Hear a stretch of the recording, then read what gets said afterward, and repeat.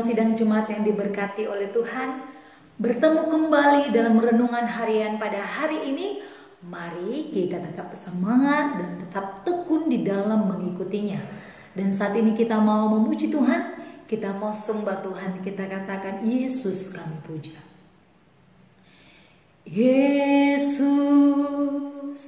kami puja, kami sembah sebagai Raja, berdiri di tengah kami, ditinggikan dan dipuji, sembah dan puji penuhi tatamu. Sembah dan puji penuhi tatamu. Sembah dan puji penuhi tatamu. Yesus Tuhan adalah Raja. Sembah dan puji penuhi tatamu.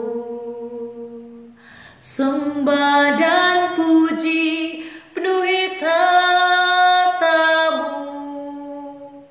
Sembah dan puji penuhi tatamu.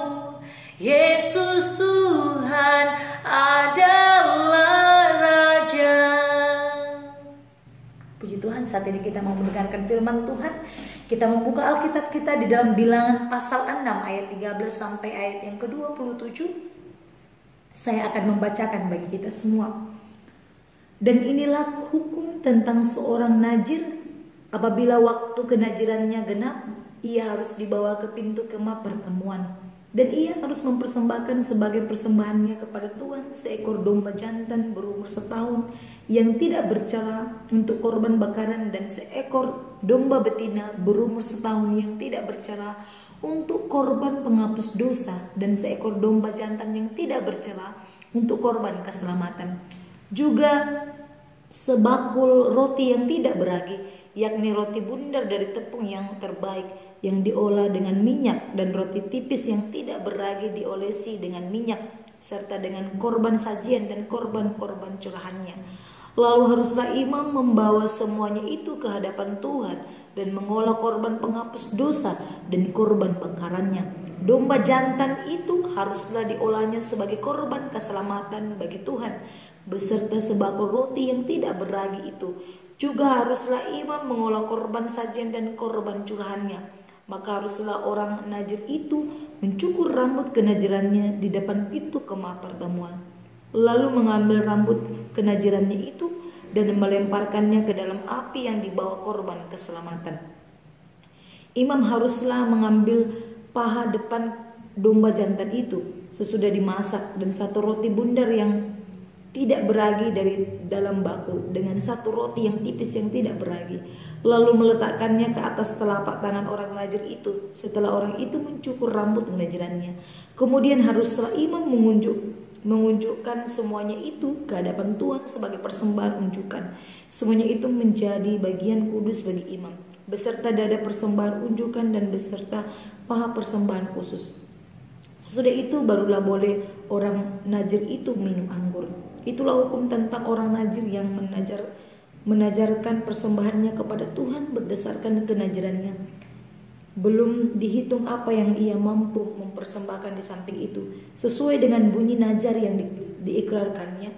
Demikianlah harus dilakukannya berdasarkan hukum tentang kenajirannya. Tuhan berfirman kepada Musa, berbicaralah kepada Harun dan anak-anaknya, beginilah harus kamu memberkati orang Israel. Katakanlah kepada mereka, Tuhan memberkati engkau dan melindungi engkau. Tuhan menyinari engkau dengan wajahnya dan memberi engkau kasih karunia.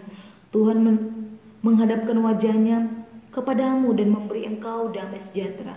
Demikianlah harus mereka meletakkan namaku atas orang Israel, maka aku akan memberkati mereka. Puji Tuhan, sidang jemaat yang diberkati oleh Tuhan, kita sudah membaca panjang lebar dari Bilangan pasal 6 ayat 13 sampai ayat yang ke-27. Dan hari ini saya mau membagikan tema bagi kita semua, yaitu bangsa yang kudus adalah bangsa yang diberkati oleh Tuhan. Sekali lagi, tema kita pada hari ini adalah bangsa yang kudus adalah bangsa yang diberkati oleh Tuhan. Sidang jemaat yang diberkati oleh Tuhan, jikalau di ayat 13 tadi dikatakan, dan inilah hukum tentang seorang nazir. Apabila waktu kenajirannya genap, ia harus dibawa ke pintu kemah pertemuan. Dan ayat 14, dan ia harus mempersembahkan sebagai persembahannya kepada Tuhan seekor domba jantan berumur setahun yang tidak bercela untuk korban bakaran, dan seekor domba betina berumur setahun yang tidak bercela untuk korban penghapus dosa, dan seekor domba jantan yang tidak bercela untuk korban keselamatan. Sidang jemaat yang diberkati oleh Tuhan, berbicara tentang seorang nazir, bahwa kaum nazir itu, kalau kita boleh mendengar di sebuah gereja Katolik ada namanya biarawan atau biarawati. Kaum nazir itu sama seperti itu. Kaum nazir itu seperti biarawan atau biarawati awam yang mengkhususkan dirinya untuk melayani Allah pada periode tertentu.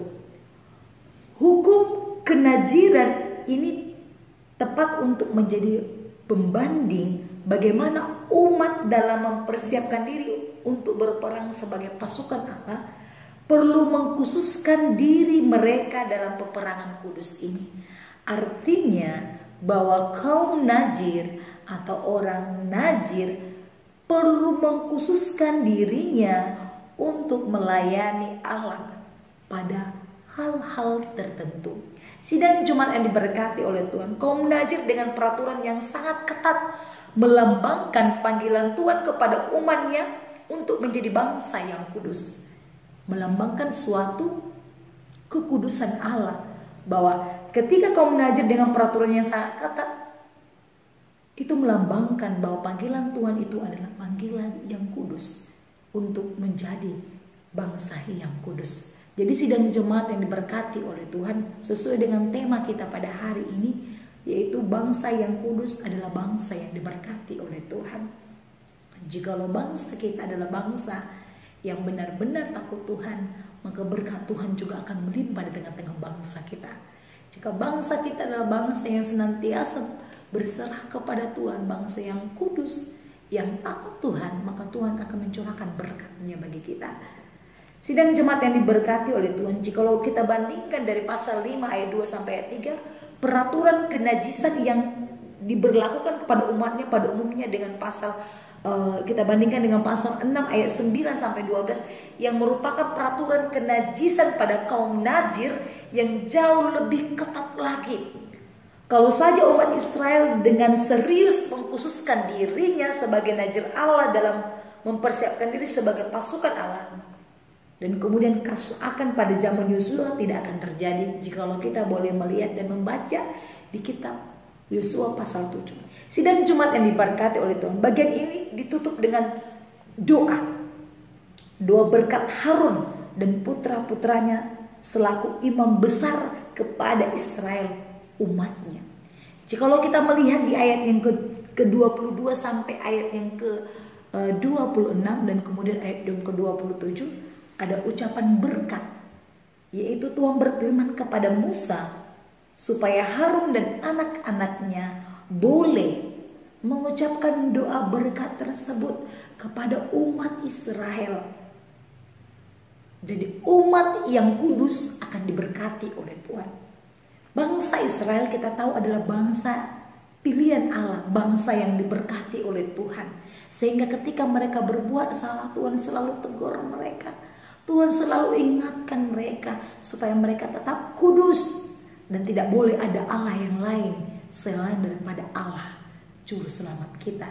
Sidang jemaat yang diberkati oleh Tuhan, kaum nazir ini melambangkan bahwa Allah yang kita sembah adalah Allah yang kudus. Jadi perlu orang-orang yang melayani Tuhan itu adalah orang-orang yang kudus dan yang benar-benar mengkhususkan dirinya untuk melayani Tuhan. Oleh karena itu Tuhan berfirman kepada Musa supaya Harun memberkati bangsa yang kudus itu, yaitu bangsa Israel. Dan juga kita rindukan Tuhan juga memberkati bangsa Indonesia seperti bangsa Israel. Dikatakan di ayat yang ke-22 sampai ayat yang ke-27, saya akan membacakan bagi kita semua. Tuhan berfirman kepada Musa, berbicaralah kepada Harun dan anak-anaknya, beginilah harus kamu memberkati orang Israel. Katakanlah kepada mereka.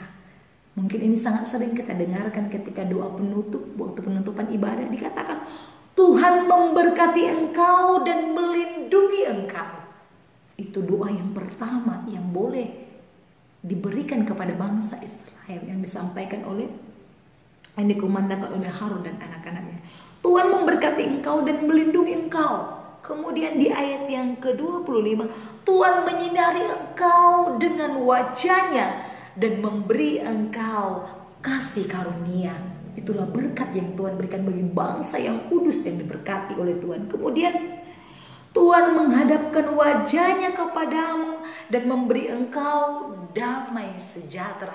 Bahkan ketika Tuhan sudah memberkati kita dan melindungi kita, bahkan Dia sudah menyinari kita dengan wajahnya dan memberi kita kasih karunia yang begitu besar, dan Tuhan juga menghadapkan wajahnya kepada kita, bahkan Dia juga katakan Dia akan memberikan damai sejahtera bagi orang-orang yang diberkati oleh Tuhan, bangsa-bangsa yang diberkati oleh Tuhan. Tuhan akan berikan damai sejahtera. Kemudian di ayat 27, demikianlah harus mereka meletakkan namaku atas orang Israel, maka aku akan memberkati mereka. Sidang Jumat yang diberkati oleh Tuhan.